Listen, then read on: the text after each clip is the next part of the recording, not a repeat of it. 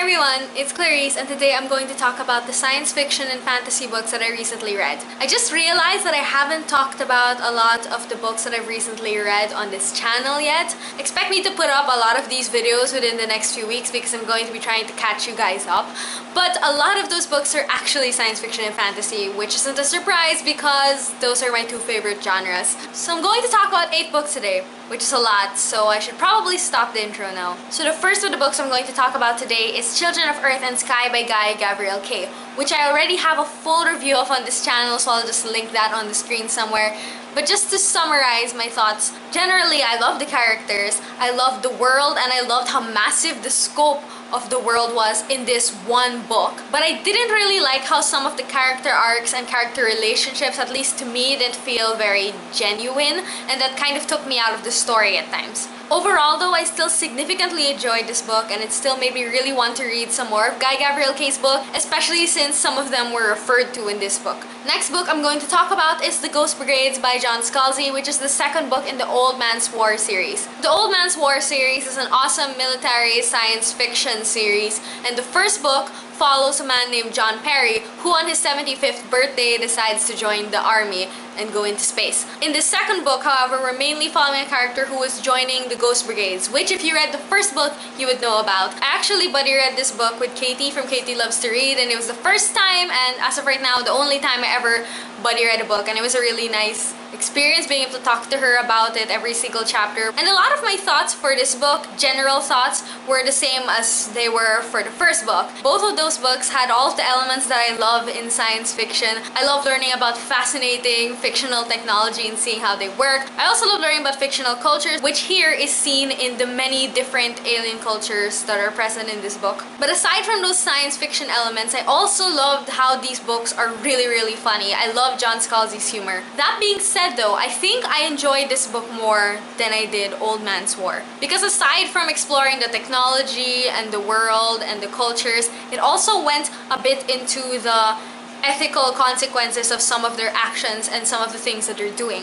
And it also got to explore the technology more, how far they could take this technology and what else they could use it for, as well as where this technology actually fails and what the problems are with it. This series is undoubtedly my favorite science fiction book or series that I've read so far, and I'm so looking forward to reading the rest of the books in this series. Next book I'm going to talk about is Warbreaker by Brandon Sanderson. The magic system in Warbreaker was based on color and sound, and I really enjoyed learning about how exactly it worked and what the mechanics are of it. Also, as I mentioned before, I really love learning about fictional religions, especially in fantasy books. The main religion in this world involved people dying and coming back to life and becoming gods, and it was really interesting seeing how that affected the rest of the world and how people decided to live. Overall, it's not a new favorite book, but it still was not a disappointment by any means. It was still amazing, and I'm still sometimes find myself thinking about this book even months after I read it. And just so you know, this book is actually free for download on Brandon Sanderson's website if you want to read the ebook, so I'll just leave a link to that down below. Next thing I'm going to talk about is another Brandon Sanderson book, and that is Bands of Mourning, which is the third book in his second Mistborn series. I love how the events in this book were able to connect to the events from the first Mistborn trilogy. I love the characters in this series in general, but I especially loved how they were in this book. I also loved how the world got so much bigger in this book, and we started to learn about other cultures and people that are present in this world. Another thing to note, it's not natural for me to immediately decide, oh, this is my favorite character in this book, or oh, that one scene in the book was my favorite scene in that book, or even that one book was my favorite book in that series, because I tend to look at books and series as like one whole rather than distinct scenes or books. But in this book, for whatever reason, there were certain chapters that stuck out to me. I don't think there was ever a book wherein I had a favorite chapter, and in this book I had favorite chapters, which is strange to me. Overall, whenever I talk about this series, I actually explain that it's a lot lighter than the first Mistborn trilogy. And while I still think it is, after this third book, I feel like it gained a lot more depth. So obviously I'm eagerly awaiting the fourth and final book in this second series. And I highly recommend that if you enjoyed the first Mistborn trilogy, that you continue on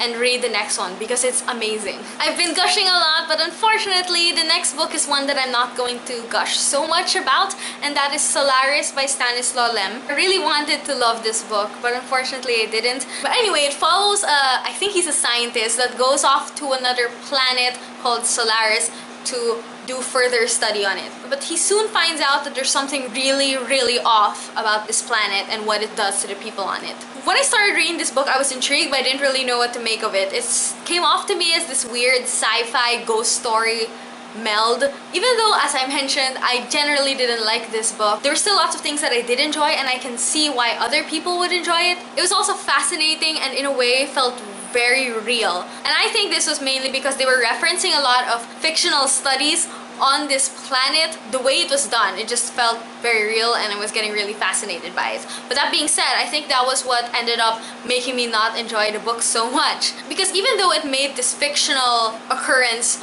feel real, it was also just a bit much. There were whole chapters of the main character just referencing previous studies and researches and concepts, these fictional things as if they were real. And this happened like every other chapter.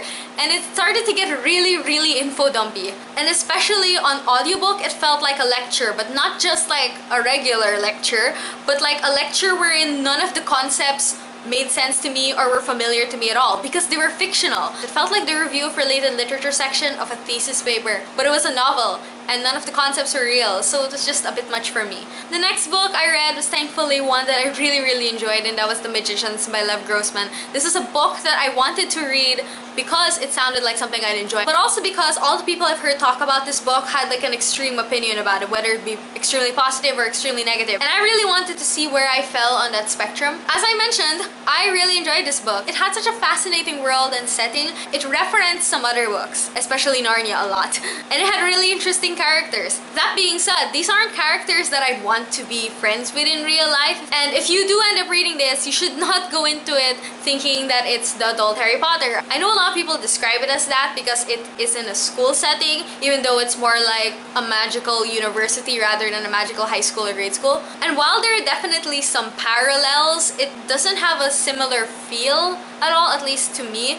And so I feel like if you go into it thinking that, you're going to be disappointed. But I wasn't disappointed. As I said, I love this world. There were lots of little touches that I enjoyed. You know, like magic students doing their thesis. Like, what kind of thesis would that be? And I don't know, I just found that interesting. Overall, I really enjoyed this book, and I don't know why I haven't gotten to the second one yet. The next book I'm going to talk about is Every Heart a Doorway by Seanan McGuire. This is now, I think, my favorite novella. It used to be Perfect State by Sanderson, but now it's definitely this. It's a book that explores the idea that there are several like other worlds and universes that can be accessed by magical doors that sometimes open themselves up to these children. I enjoyed it even though this is a fantasy book. The plot is kind of a mystery, and if you've been listening to me talk about the books that I've read this year, I've actually been finding that I'm really enjoying books that have a mystery element to them. But my favorite thing about this book has to be the world. I love how this world was so well developed and felt so real to me while I was reading it. But somehow Seanan McGuire is able to make me feel like her fictional world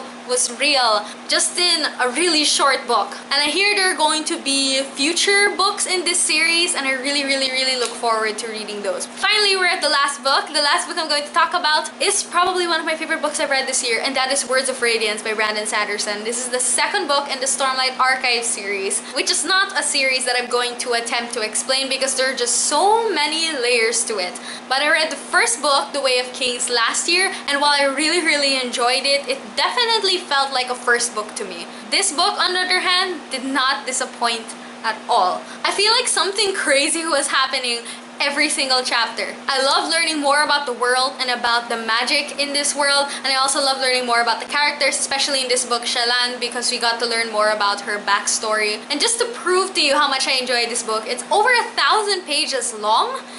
And yet there was this one day wherein I read like 44% of it just in one day. I don't know how I did it. I just remember picking it up in the morning and I didn't want to put it down until the end of the day. So if you've already read some of Brandon Sanderson's high fantasy and you enjoyed it, I highly recommend that you read the Stormlight Archive. It's definitely not the first thing that you should read of Brandon Sanderson's, but if you've already read and loved Brandon Sanderson's previous work, I don't see why you shouldn't read the Stormlight Archive because it's amazing. So I'm finally done. Those are all the books that I'm going to talk about today. Have you read any of these books? I'd love to hear your thoughts on them in the comment section down below. Also, I'd love to know what's the best science fiction or fantasy book that you've read recently, so maybe I can check it out and hopefully read it. Anyway, thank you so much for watching and I hope to see you in my next video. Bye!